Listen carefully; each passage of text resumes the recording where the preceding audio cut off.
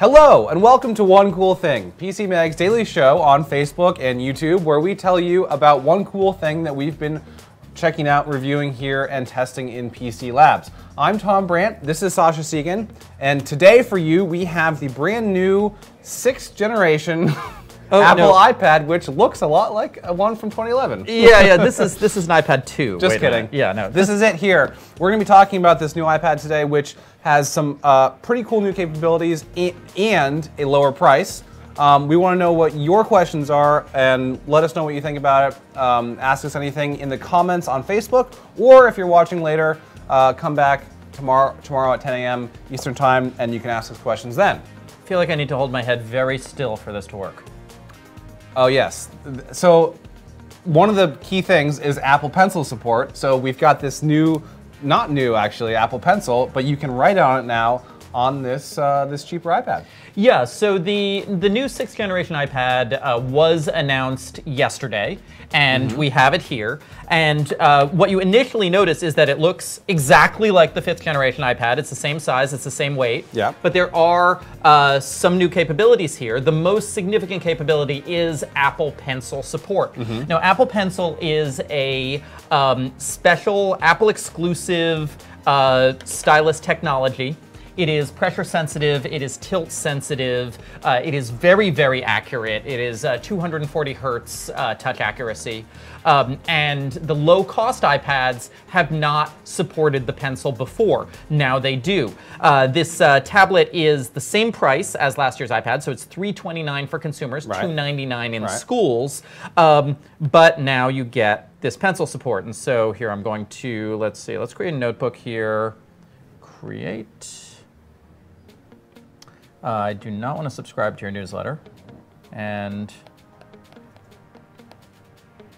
now the Pencil is much more accurate, much faster, much less laggy than a traditional capacitive stylus that you would use on an iPad or another cheap tablet. So it does allow for much more responsive creativity. One of the big issues with the Pencil, of course, is that the Pencil itself costs $99, $89 for schools. So one of the other big announcements that came out yesterday was the Logitech Apple Crayon, which is a $49 version of the Pencil, which is going to be available initially exclusively in education markets for schools. I'm really hoping that there will be a black market, because I got some hands-on time with the Crayon yesterday, and it is, I actually like it better than the Pencil. It's wider and flatter. It doesn't roll away, which is my biggest problem with the Pencil. And this is pretty heavy too, right? Yeah. The Pencil is not light. Yeah, the Crayon is probably about the same weight, but being flatter, I find it a little more comfortable to hold and less rolly. And of course, it's $49 instead of $89 or $99, which makes it a much less expensive stylus option for these tablets. Right. Either way, though, basically what we've said about this so far is that the key benefit that they've added to this requires spending more money to take advantage of. Yes. Now there are some other benefits that come with the tablet where you don't have to get an extra accessory. And that is mostly around the fact that they have upgraded from an A9 processor on the 5th generation tablet to an A10 processor on the 6th generation tablet. Now let's go to the benchmarks. Now, bear in mind, we just got this iPad yesterday. They just announced this yesterday, so we haven't had time to actually review this fully in the lab, but we have put in some midnight hours to do a few benchmarks. It's more of a 5 a.m. hour. I'm more of an early riser than a late to bed type. But burning the sunrise oil. You get the work done. So you see here with the 5th gen versus the 6th gen iPad in Geekbench, we're going from a 4435 multi-core score in Geekbench to a 5934. That's a significant jump in processing power.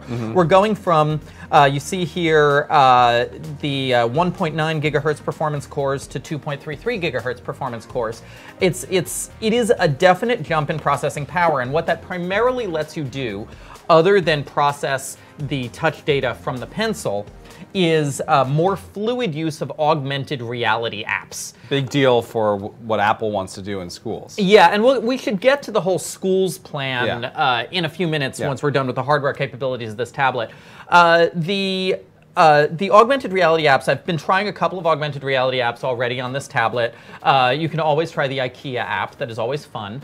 And I notice, for instance, that floor mapping happens more quickly on the 6th gen than the 5th gen. Okay. And as you're moving around objects, there's a little bit of jerkiness and maybe a little bit of tearing sometimes on the 5th gen, which uses the processor from the iPhone 6s. And it's a smoother experience. It's a more fluid experience on the 6th gen, which uses the processor from the iPhone 7. Right, and we can actually tell that those benefits are all attributable to the processor because there hasn't been any change in iOS yet. They haven't. No, there has been. Oh, there has been. And that is, so one variable which I haven't been able to separate out yet is that the 6th gen iPad is running iOS 11.3. Okay. And 11.3 does have improvements to the ARKit augmented reality framework, including the ability to put augmented reality objects on vertical surfaces as opposed to just horizontal surfaces. Oh, right, yes. This is the problem with you can't map the walls. And now you can map the walls with iOS 11.3. Yeah. The 5th gen is still running 11.2.6. 11.3 has not come out yet for the older devices. So is the difference in AR capability entirely down to the processor? Is it down to the new version of iOS? We're not going to know. We're not going to be able to separate those variables until the new version of iOS arrives, possibly later this week, possibly next week, for the older tablets. But we will let you know, and we would like to take a question. Will cases or other accessories from older iPads work on this? Yes, because the iPad 6, I can call it the iPad 6, right? Yeah, sure, why not? Yeah, Apple was calling it the iPad 6th gen, but because the iPad 6th gen, iPad 6, is exactly the same size and weight as the iPad 5, any case or accessory for the 5th gen iPad will work on the 6th gen iPad. That is not a problem. And by the way, that weight is really good. It's basically a pound, right? 1.03 pounds. It's really light. It's very comfortable to hold. And now it comes in. We've got the Apple tech specs here. It comes in two models. It comes in 32 gig and 128 gig sizes. Big difference there. Yeah, big difference there. Of course, there is no expandable memory. This is an Apple product. Yeah. It comes in Wi-Fi and cellular versions. It's going to be compatible with all the US carriers and its cellular version.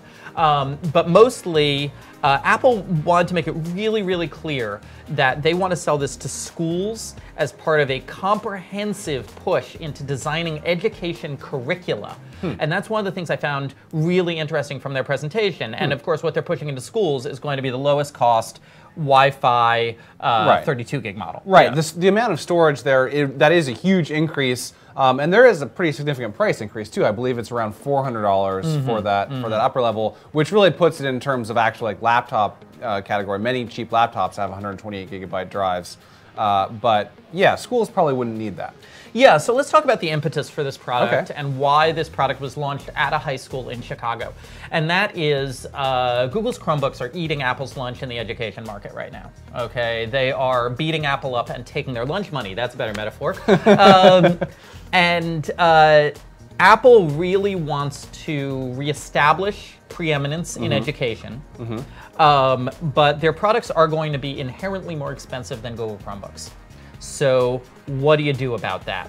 And what Apple wants to do about that is that Apple wants to promote kinds of learning and a creative learning atmosphere that is not necessarily possible with Chromebooks.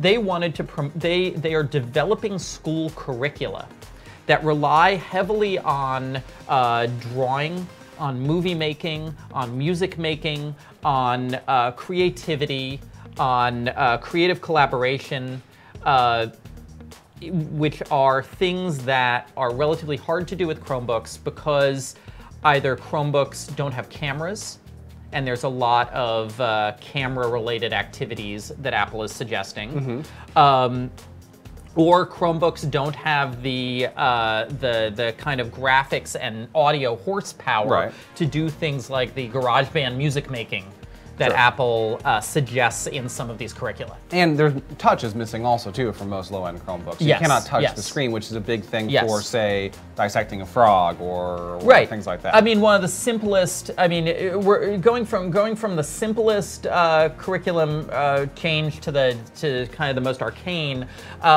really simply, they were showing a new version of Apple's word processor, Pages, which lets teachers mark up papers using the pencil. And then the markups move around as you edit things in the paper. Right. Okay. And that's a thing you can't necessarily do on a Chromebook. Yeah. And then they were showing some kids doing a project about gravity for science class, which was involving, taking slow motion video and incorporating videos into a keynote presentation, and once again, other things that you can't necessarily do with a Chromebook. Right, and those are types of things that really, it depends on the curriculum. It depends, it's up to the teachers in the schools, many of whom are on spring break right now, so we can't actually ask them. But let's take another question. When should someone get this, and when should someone get the iPad Pro? It is pretty hard to justify the $599 10.5-inch iPad Pro right now, and this is something that I have to mull over for a few days and think about. The iPad Pro is faster.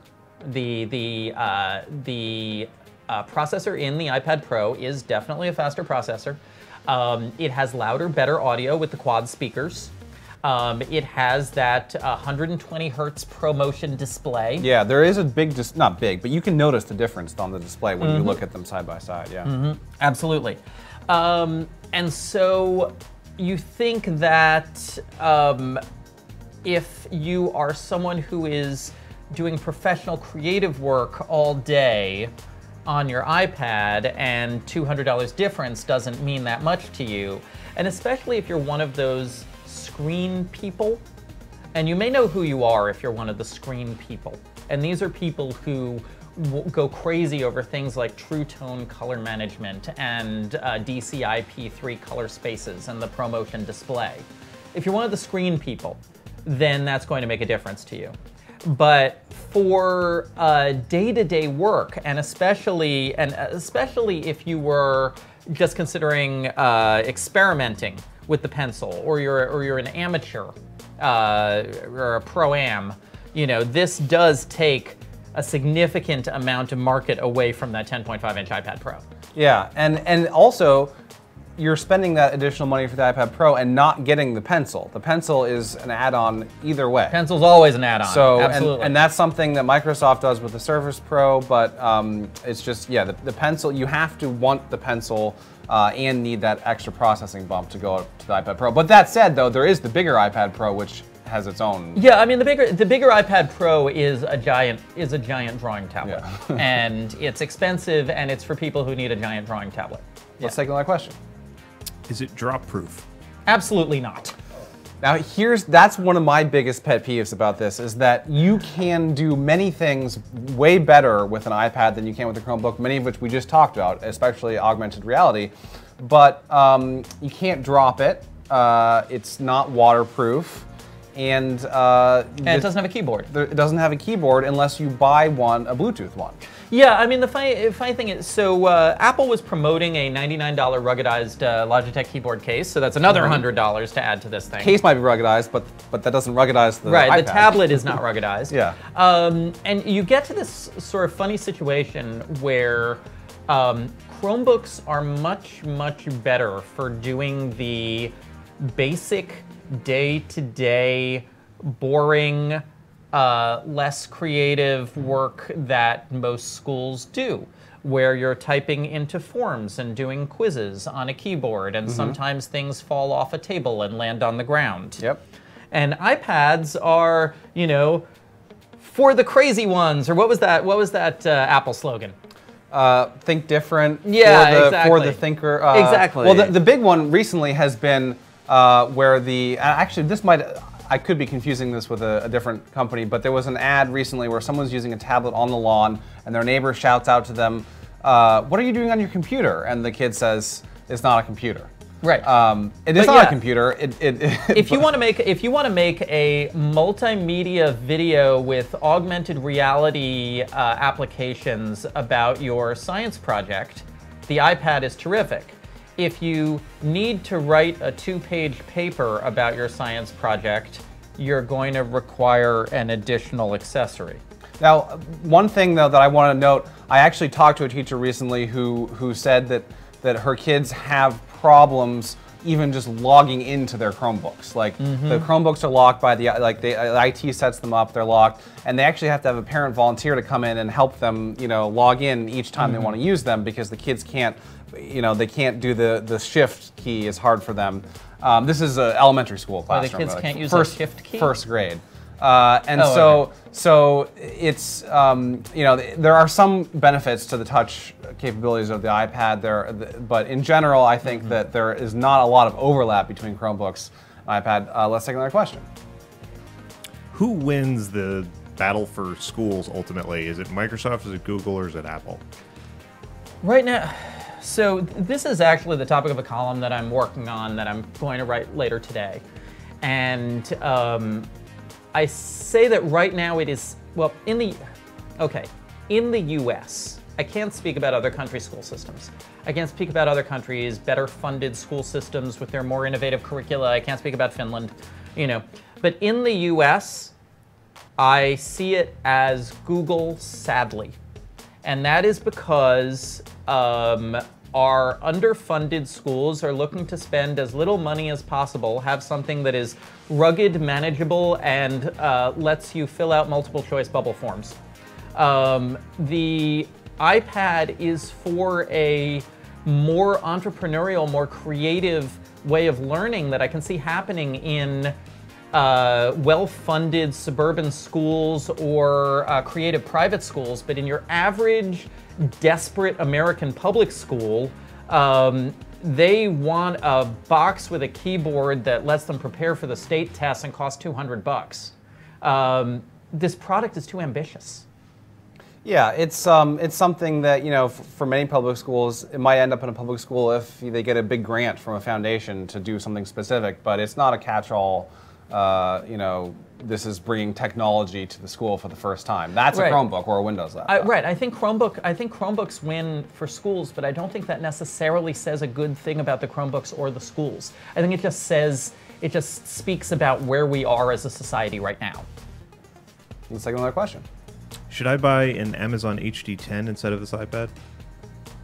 I mean, what do you want to do with it? The HD10 is a significantly less nice tablet. It costs less money. If you have the money for this iPad, definitely buy this iPad. It's faster. It runs many more apps better. The screen is noticeably significantly better. The HD10's advantage is that it is the best thing you can get if you have no more dollars in your wallet than what it costs. Yeah, and that really indicts kind of Android tablets as a whole, because we do have our top picks for Android tablets, and I believe that actually the HD10 is in there. Is in there. It's in there. But really, this is better than those. Yes, absolutely, absolutely. If what you're looking for is a tablet to play videos for your kid in the car, the HD10 is terrific. If you are looking especially to do anything creative or to use this almost as a laptop replacement, this is so far superior, it's almost a different category. Sure, but then if you want a laptop replacement, also consider a Chromebook. Interesting. Let's take another question. Oh, we're all good. Okay. Okay. So what else can we say about this new 6th gen iPad 9.7 inch that it's better than the last year's? Yeah, right? so I mean, the last year's was great, and this is better than last year's. So well, I would say one of the other questions out there is that which iPad owners should upgrade to this product? Oh, yes. Okay. And the thing is, so first of all, if you want that pencil support, obviously that is the killer app. Yeah. That means that you should upgrade to this product.